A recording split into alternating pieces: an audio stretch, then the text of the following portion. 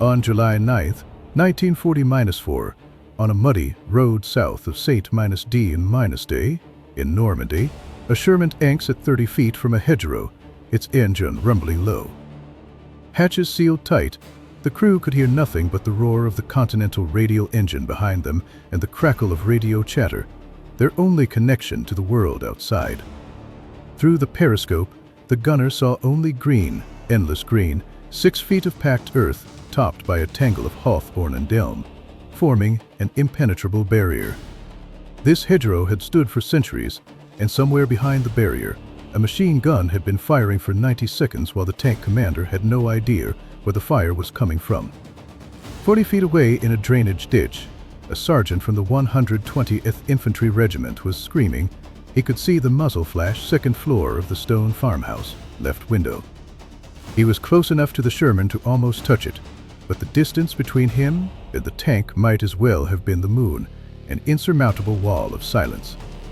He pounded the armor with his fist. Nothing. He stood and waved. The turret did not move. He threw a clod of dirt at the commander's hatch. It stayed shut. Because 2 hours earlier, the previous commander who opened his hatch on this road had been shot through the forehead by a sniper, and since then no one dared open that hatch again. The sergeant shrank back into the ditch. The machine gun kept firing, and 30 tons of American steel sat 20 yards away carrying a 70-5mm gun and 4 men. Yet could not hear a single word he said. He could run to the front of the tank and bang on the commander's hatch, but that would expose him to the machine gun's field of fire, and the gunner had already proven his accuracy. He could wait, but every second someone was falling. This was the cruelest dilemma on the Normandy battlefield, not that enemy fire was too fierce, but that you had firepower you could not call upon. This was what killed more American tankers and infantrymen in the summer of 1940- for than anything else, not Panther tanks, not 80-mm guns, and not Panzerschreck rockets.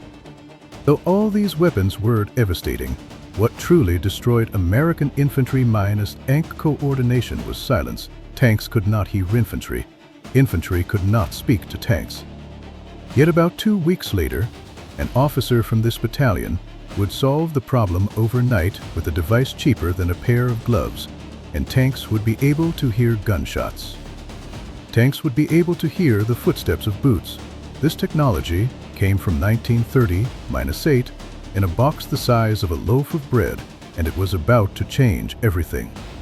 If this story surprises you, it is because you, like me, have been taught to look at this war from the wrong angle, focusing on the wrong things. We have been taught to focus on armor thickness, gun caliber, and top speed, told that the Sherman was inferior and the Panther was superior. We have been told the outcome of war depends on who can build thicker, heavier steel monsters, but this story is not about steel, it is about trust between people. It is about one army that decided to break 200 years of military tradition and give the voice on the battlefield to the lowest ranking soldiers, while another army could not comprehend it. Even when confronted with the consequences they could not understand, to grasp why a phone welded to a tank left German officers speechless, we must first understand the fundamental difference in how the two armies viewed war. Let us start with the Germans. On May 10, 1940, the German 2nd Panzer Division burst through the Ardennes forest, crossed the Meuse River, and reached the English Channel in 11 days. This assault was commanded by Colonel Heinz Guderian, who had spent the previous decade fighting fierce opposition from the general staff to uphold a revolutionary idea. Tanks were not support weapons, tanks were the core weapon, and everything else, including infantry, artillery, engineers, and signals, all served the tank's mission. The French had tanks, the British had tanks, the Soviets had more tanks than anyone, but they all treated tanks as tools to help infantry advance. Guderian inverted this relationship. In his model, infantry helped tanks advance, tanks lead, infantry followed, tanks chose targets and set the pace. Tanks store open gaps, infantry consolidated positions behind, cleared remaining resistance, and protected flanks. This approach achieved stunning success in Poland, France. and the opening of Operation Barbarossa. The name Blitzkrieg spread across the world from this. Panzer divisions fused tanks and infantry into a high-speed formation that crushed every army it faced, seemingly invincible. But note the architecture: the infantry fighting alongside German tanks were not ordinary infantry. They were Jägeres, later renamed Panzer Grenadiers, specially trained for armored coordination. They rode in vehicles forward, ideally equipped with the SDK FZ to 50-1 armored half-track, capable of easily keeping pace with Panzerreife across open terrain. Their radios were tuned to the tank communication net.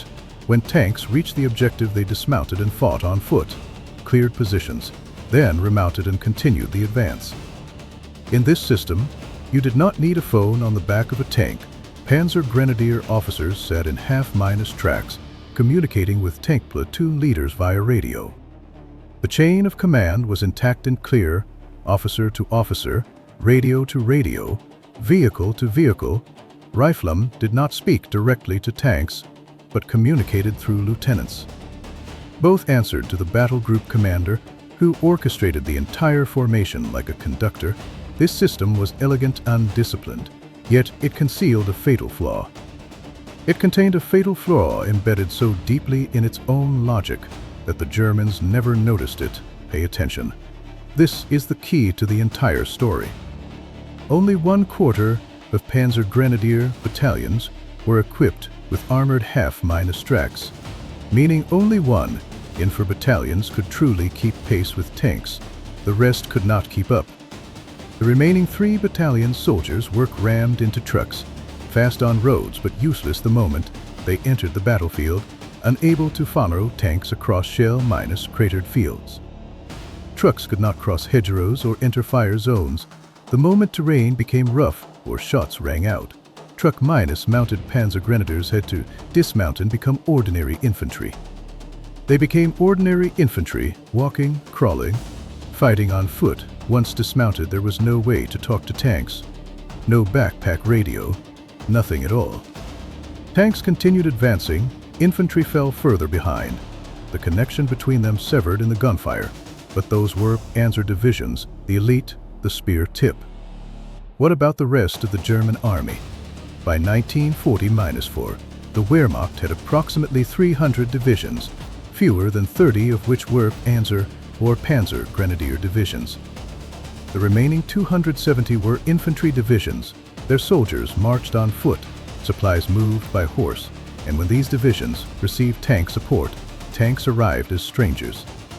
A Panther Company was temporarily attached to an infantry regiment for 40-8 hours, with no shared training, no common radio net, and no shared language of cooperation. Tanks and infantry were like two people speaking different languages shoved into the same room, each fighting alone. The Panther commander decided what to engage. Infantry could only adapt. If infantry wanted tanks to attack a specific target, the company commander had to find the tank platoon leader on foot, under fire, and request verbally, or send a runner, or fire a flare, and pray the tankers understood the signal code. The Germans had no mechanism for a rifleman to speak directly to a tank crew. The idea had never occurred to anyone in the Wehrmacht. Not because they were stupid, but because in their model of war, communication flowed from top to bottom. Commanders spoke to commanders, officers spoke to officers. The man at the very bottom of the hierarchy, the private lying in a ditch, did not give instructions to the crew of a 50-ton Panther.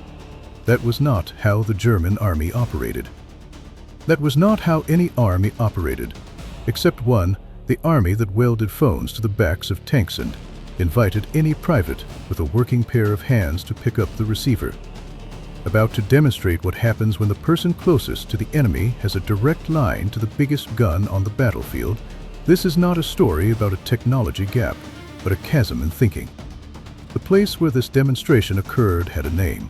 The Americans called it the hedgerow country, and the Germans, after July 1940-, forgave it an entirely different name. A name filled with fear and despair. On July 20-5, 1940-4, the field south of St. Lo, after 7 weeks of bloody hedgerow hedgerow fighting. The American front line had advanced less than 15 miles from the beachhead. Operation Cobra opened with the largest carpet bombing in military history. Over 1,500 heavy bombers dumped their payloads on a stretch of Normandy farmland, 3.5 miles wide and 1 mile deep. The blast wave killed Lieutenant General Leslie McNair. He was the highest-ranking American officer killed in the European theater. When bombs fell on the 30th Infantry Division's positions, friendly fire claimed his life. And it was this very division that was among the first equipped with Sherman tanks fitted with phone boxes. Tragedy and innovation intertwined on the same ground, as if fate were hinting at something. When the smoke cleared and infantry pushed forward, something was different. Not just the craters and destroyed German positions, but the way Americans fought. The tankers of the 740-3rd Tank Battalion drove into the hedgerows that morning with 2 new pieces of equipment they had not had 6 weeks earlier. The first was the Rhino plow. A set of steel teeth welded to the Sherman's front, forged from the same steel obstacles the Germans had planted on Normandy beaches. The Rhino plow let tanks punch straight through hedgerow embankments. Instead of climbing over and exposing thin belly armor to anti-tank fire, Sergeant Curtis Sculin of the 102nd Cavalry Reconnaissance Squadron invented it in a field workshop. By late July, ordnance teams were cutting up beach obstacles and installing Rhino plows on Shermans across the entire American sector. The second piece of equipment was the phone. The Rhino plow and the phone together created something German defenders had never seen. A system. Here is how it worked in combat. Follow carefully, because the sequence matters. A Rhino-equipped Sherman approaches a hedgerow. Behind it and to its flanks, infantry move through the ditches. Eyes fixed on the next field. Before the tank punches through the hedgerow, a rifleman runs to the Sherman's rear, opens the ammunition box, and picks up the handset. He tells the commander what the infantry sees on the other side, or what they cannot see, which is equally important. What you cannot see is sometimes deadlier than what you can. A hidden anti-tank gun position could turn a Sherman into a burning coffin in seconds. The tank punches through the embankment. Infantry pour through the gap behind it. Spreading left and right, if a machine gun opens fire, the man with the phone reports the target, the turret rotates, the 70-5mm gun fires, the entire process like a precision machine. If a Panzer team is spotted moving along the far hedgerow, the phone rings before the team reaches firing position, and the coaxial machine gun cuts them down. Every gear engaged at the right moment. Each field now took minutes instead of hours. Each field cost fewer lives. Each field confronted German defenders with an unsolvable problem. Each field confronted German defenders with a problem they had never trained to solve, an American tank that could see through walls. That is what the phone accomplished. It gave the Sherman infantry's eyes. A tank that was once deaf and blind was now connected to a dozen pairs of human eyes. Scanning every ditch, every window, every shadow in the hedgerows, the crew no longer needed to guess where fire was coming from. They weren't told.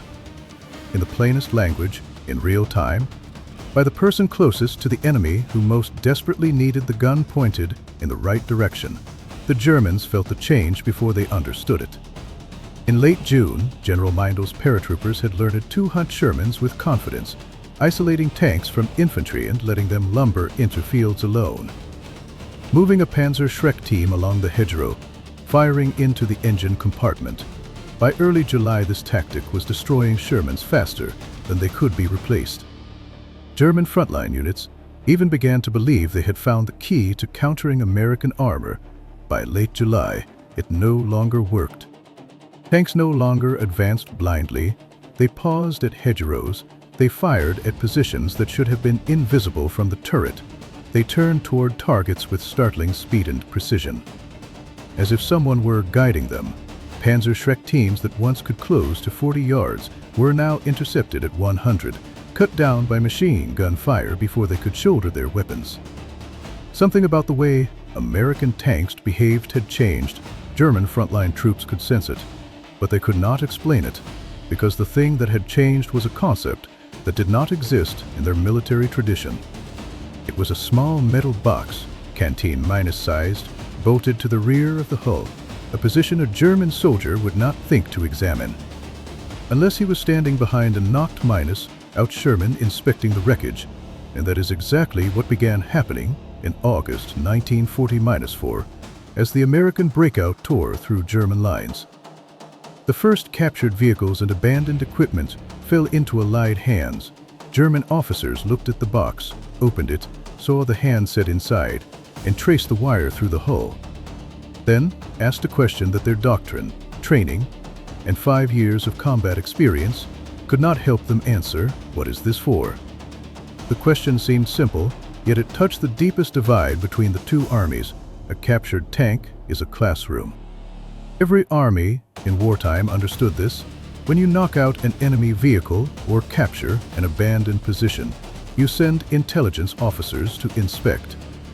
Armor thickness, gun caliber, optics, radios, engine layout, every detail tells you how the enemy fights and what they value. German technical intelligence was thorough.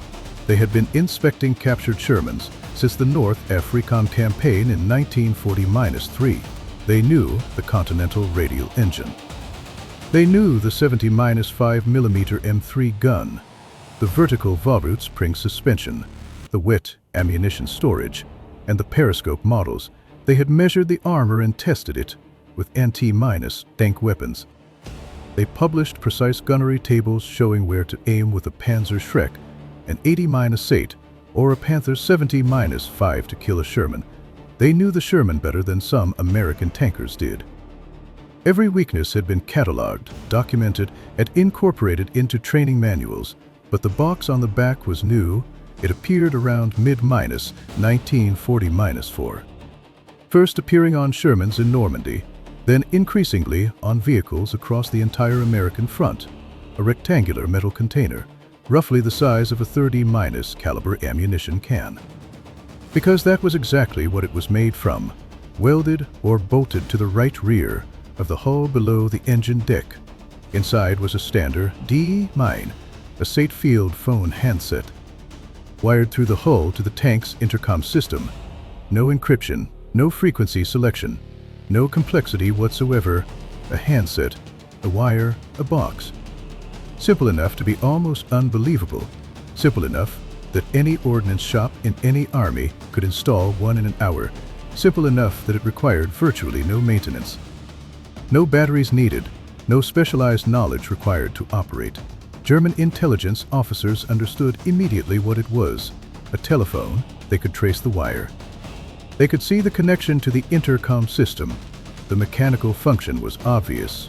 But what was not obvious, what caused genuine confusion in the reports, was why it existed. Think about it from the perspective of an officer trained for over a decade in the German tradition. You are looking at a tank. A tank is a weapons platform commanded by a trained professional. This armor commander spent months learning to read terrain from a turret, select targets through optics, coordinate with his platoon leader via radio, his decisions based on training and doctrine. And someone welded a telephone to the back of this machine, allowing any soldier who happened to be standing behind it, any rifleman, any private, to pick up the handset and tell the commander what to do. In the German military framework, this was not just unusual, it was incomprehensible. It was like someone mounting a steering wheel on the outside of a train so pedestrians could redirect it. The system already had commanders. The commanders already had a chain of command. Why bypass both and hand control to the lowest minus ranking person on the battlefield? The answer, which no German doctrinal manual contained, which no German staff college taught, was this: because he can see what the commander cannot. This sentence separates the two armies. The German system trusted the chain of command. Information flowed upward through layers, was processed by trained officers, and returned downward as orders. It was efficient, disciplined, reliable. It had conquered most of Europe, from the plains of Poland to the castles of France, from the fjords of Norway to the deserts of North Africa. This system seemed invincible, but it contained an assumption buried so deep that no one questioned it. that higher rank meant a clearer picture of the battlefield. And the American system, by the summer of 1940-4, had learned something different, not from textbooks, but from the mud of Normandy, from the blood of fallen soldiers. Learned that in the hedgerows, in the jungles, in the ruins of Italian villages, the person with the clearest picture of the battlefield was not the one with the highest rank, but the one closest to the enemy. It was the sergeant in the ditch who could see the muzzle flash, the corporal behind the stone wall who spotted the anti-tank gun, the private standing behind the tank in the open who knew exactly where the fire was coming from. The phone said, "We trust him enough to give him a direct line to a 30-ton gun platform. We trust him enough to bypass every layer of command between a rifleman and a tank commander. We trust him enough to let him say 6 words, machine gun, second floor, left window, and have the turret respond without waiting for anyone's confirmation." From the phone ringing to the turret rotating, the delay was no more than 3 seconds. 3 seconds, that was the distance between life and death. No army in the world had ever formally established this degree of trust at the very bottom of its hierarchy, and no German officer possessed the conceptual vocabulary to describe what he was seeing. He was looking at a philosophy of warfare. He was looking at a culture. He was looking at a nation that had made a decision more powerful than any weapon. The most critical information on the battlefield did not belong to the chain of command, but to the person taking fire. That is why German officers could not explain the phone welded to the American tank. Not because they could not understand the mechanics, but because they could not comprehend a military culture that placed trust above hierarchy.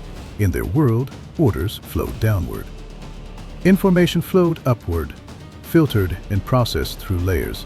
In the American world, information traveled directly from the person who saw it to the person who needed it. No intermediary, no delay, no filter. This phone was not a technological innovation. It was a philosophical one. It represented not better communication equipment, but a fundamentally different understanding of the nature of war. A phone did not change the tank's firepower. It changed the relationship between people. It allowed two previously isolated worlds, one inside a steel shell, one in the mud of a trench, to speak to each other for the first time. In the hedgerows of Normandy, this understanding saved thousands of lives, and the cost of not understanding it was borne by those German officers standing behind captured Shermans, staring at a small metal box. They stood there, handset in hand, trying to explain its existence with every ounce of military logic they knew, only to find themselves facing a world they had never imagined.